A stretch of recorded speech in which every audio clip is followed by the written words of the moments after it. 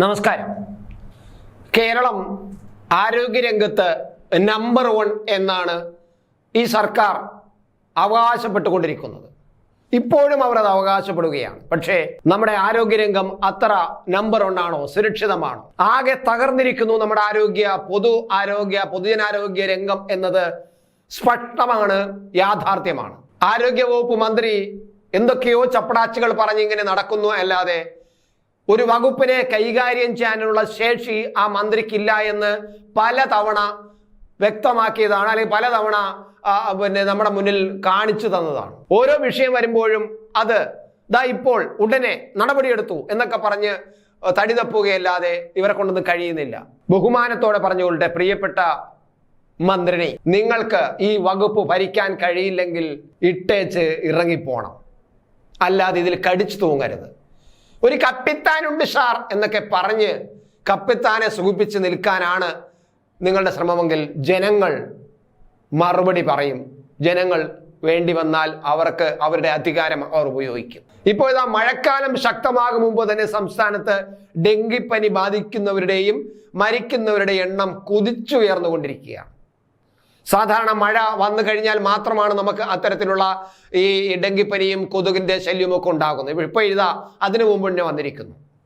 ഈ വർഷം ജനുവരി 1 മുതൽ ഏപ്രിൽ 30 വരെ 15 ഡെങ്കിപ്പനി മരണം സ്ഥിരീകരിച്ചു കഴിഞ്ഞു. ഡെങ്കിപ്പനി മരണമാണ് സ്ഥിരീകരിച്ചിരിക്കുന്നത്. 28 മരണങ്ങൾ കൂടി ഡെങ്കിപ്പനി മൂലമാണെന്ന് സംശയിക്കുന്നു. അപ്പോൾ ഡെങ്കിപ്പനിയുടെ എണ്ണം കൂടുകയാണ് എന്നതാണ് സത്യം. അത് ഡെങ്കിപ്പനിയാണെന്ന് രേഖപ്പെടുത്തിയിട്ടില്ല, പകരം സംശയം. കാരണം എണ്ണം കൂടാതിരിക്കാൻ വേണ്ടിയിട്ട് അത്തരത്തിലുള്ള ഒരു തന്ത്രങ്ങൾ ഈ ആരോഗ്യവകുപ്പ് പണ്ട് മുതലും ചെയ്യുമായിരുന്നു. കോവിഡ് വന്ന കാലഘട്ടത്തിൽ നമ്മുടെ മരണസംഖ്യ മറച്ചു വച്ചവരാണ് ഈ ഗവൺമെന്റ്. പല മരണങ്ങളും മറച്ചു വച്ചു. അവസാനം സുപ്രീം കോടതി, നമ്മുടെ പരമോന്നത കോടതിയെ സുപ്രീം കോടതി ചോദിച്ചു, സത്യവാങ്മൂലം തരൂ, നിങ്ങൾ ഈ കേരളത്തിൽ ഡെങ്കിപ്പനി മൂലം മരിച്ചവരുടെ സംഖ്യ എത്രയാണ്, സത്യവാങ്മൂലം തരൂ എന്ന് പറഞ്ഞു. അങ്ങനെ സത്യവാങ്മൂലം കൊടുത്തപ്പോഴാണ് നമ്മൾ കണ്ണു തള്ളുന്ന എണ്ണം വന്നിരിക്കുന്നത്. ഇന്ത്യയിൽ ഡെങ്കിപ്പനി മൂലം മരിച്ചവരുടെ എണ്ണം 2ാം സ്ഥാനമാണ് കേരളത്തിലുണ്ടായിരുന്നത്. എന്നാൽ ഇപ്പോൾ ഡെങ്കിപ്പനിയും അതുപോലെ കൂടിക്കൊണ്ടിരിക്കുന്നു. 28 ഡെങ്കി മരണം ഉണ്ടായെങ്കിലും അതിനേക്കാൾ മരണം ഉണ്ടായിട്ടുണ്ട്. പക്ഷേ 28 എണ്ണം സംശയകരമായിട്ട് മാറ്റിവെച്ചിരിക്കുന്നു. 28 പേരുടെ കണക്ക് കൂടി ചേർത്തുള്ള റിപ്പോർട്ട് കഴിഞ്ഞ ദിവസം ആരോഗ്യവകുപ്പിന്റെ അവലോകന യോഗത്തിൽ അവതരിപ്പിച്ചു കഴിഞ്ഞു എന്നാണ് വിവരം കിട്ടുന്നത്. റിപ്പോർട്ട് അനുസരിച്ച് ഈ വർഷം ഏപ്രിൽ വരെ 4576 പേർക്ക് ഡെങ്കിപ്പനി സ്ഥിരീകരിച്ചിരിക്കുന്നു. രോഗം സംശയിക്കുന്ന 11,387 പേരുണ്ട് എന്നാണ് ഇപ്പോൾ കിട്ടുന്ന വിവരം. അതായത് നമുക്ക് മഴ കാലം വന്നിട്ടില്ല, മഴ പെയ്തു തുടങ്ങിയിട്ടില്ല. 2022 ജനുവരി മുതൽ ഏപ്രിൽ വരെ 9 പേരാണ് ഡെങ്കിപ്പനി ബാധിച്ച് മരിച്ചത്. അതിൽ രോഗം സംശയിച്ചത് 2 പേർക്ക് മാത്രമായിരുന്നു. അന്ന് ഇതേ കാലയളവിൽ ആകെ 567 പേർക്കാണ് രോഗം സ്ഥിരീകരിച്ചത്. 2023 ഏപ്രിൽ വരെ 5 പേർ മാത്രമാണ് മരിച്ചിരുന്നത്. അന്ന് രോഗം സ്ഥിരീകരിച്ചത് 1179 പേരിലും സംശയിച്ചത് 2095 പേരിലും ആയിരുന്നു അന്നുള്ളത്. എന്നാൽ തിരുവനന്തപുരം, എറണാകുളം, കോഴിക്കോട്, മലപ്പുറം, തൃശൂർ, പാലക്കാട്, കൊല്ലം ജില്ലകളിലാണ് ഇത്തവണ ഡെങ്കിപ്പനി ബാധിതരുടെ എണ്ണം കൂടുതലെന്നും ഈ റിപ്പോർട്ടുകൾ പറയുന്നുണ്ട്. മിക്ക ജില്ലകളിലും റെക്കോർഡ് ചൂടുണ്ടായിട്ടും ഡെങ്കിപ്പനി ഉയർന്നു. ചൂട് കൂടുമ്പോൾ കൊതുക് പെരുകാനുള്ള സാധ്യത കുറയുമെന്നായിരുന്നു കണക്കുകൂട്ടൽ. പക്ഷേ കൊതുകൾ കൂടിയതാണോ അതോ നമ്മൾക്ക് മറ്റേതെങ്കിലും സാഹചര്യമാണോ ഇങ്ങനെ ഡെങ്കിപ്പനി കൂടാൻ കാരണം? വെറുതെ കൊതുകിന്റെ മേഖലയിൽ മാത്രം വച്ചുകെട്ടി കൊതുകുണ്ടെങ്കിലേ ഡെങ്കിപ്പനി ഉള്ളൂ എന്ന് പറഞ്ഞാൽ ഈ കടുത്ത ചൂടിൽ കൊതുക് നശിക്കുന്ന ഈ കാലഘട്ടത്തിൽ എങ്ങനെയാണ് ഡെങ്കിപ്പനി വരുന്നത്? സ്വാഭാവികമായിട്ടും ഈ കഴിഞ്ഞ ചൂട് കാലഘട്ടത്തിൽ കൊതുകിന്റെ അളവ് കുറയാൻ നമുക്ക് വീട്ടിൽ നമുക്ക് തന്നെ അനുഭവമാണ്. വേനൽക്കാലത്ത് ഇത്രയേറെ കേസുകളും മരണവും റിപ്പോർട്ട് ചെയ്തതിനാൽ മഴക്കാലം വലിയ പ്രതിസന്ധി സൃഷ്ടിക്കുമോ എന്ന് ആരോഗ്യവകുപ്പ് ആശങ്കപ്പെടുന്നുണ്ട്. മഴക്കാല പൂർവ്വ ശുചീകരണം ഇനിയും കാര്യമായ രീതിയിൽ പുരോഗമിക്കുന്നില്ല.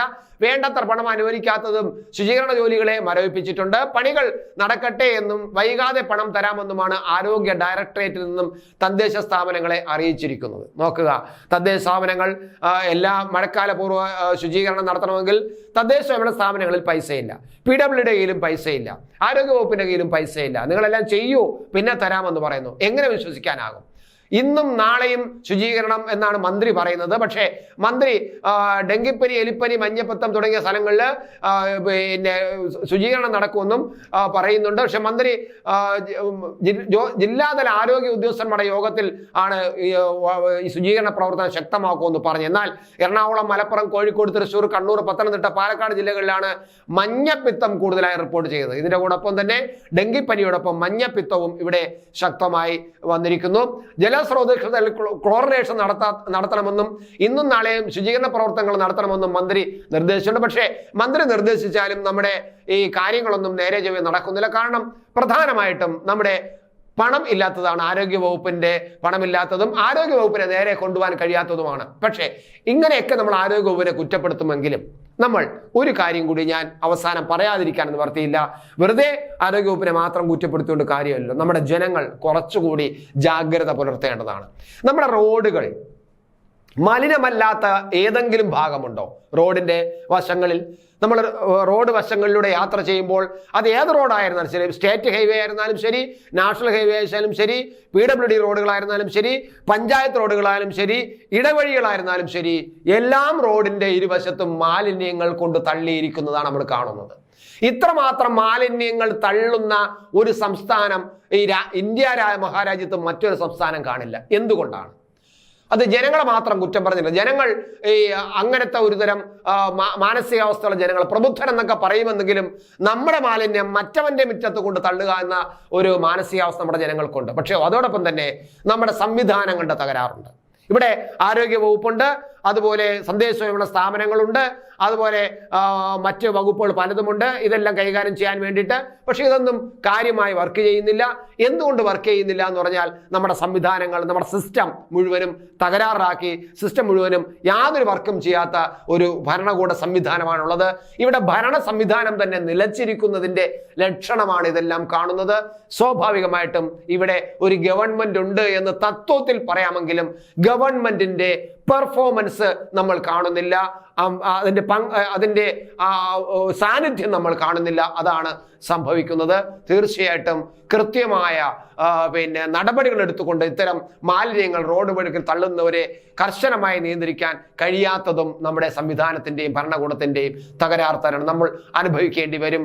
ആരോഗ്യരംഗം നമ്പർ ഉണ്ട് നമുക്ക് പറഞ്ഞുകൊണ്ടിരിക്കാം. പക്ഷേ നമ്മൾ കോവിഡിൽ ഏറ്റവും അധികം ആൾക്കാർ മരിച്ചു. അതുപോലെ ഇതാ മഴക്കാലം വരുന്നതിന് മുമ്പ് ഡെങ്കിപ്പനിയുടെ എണ്ണവും കൂടിക്കൊണ്ടിരിക്കുന്നു, മഞ്ഞപ്പിത്തവും കൂടിക്കൊണ്ടിരിക്കുന്നു. ഇനി പുതിയ അതുപോലെ കുട്ടികളുടെ തലച്ചോറിലെ ബാധിക്കുന്ന ഗുരുതരമായ രോഗം വീണ്ടും വന്നു എന്ന് പറയുന്നു.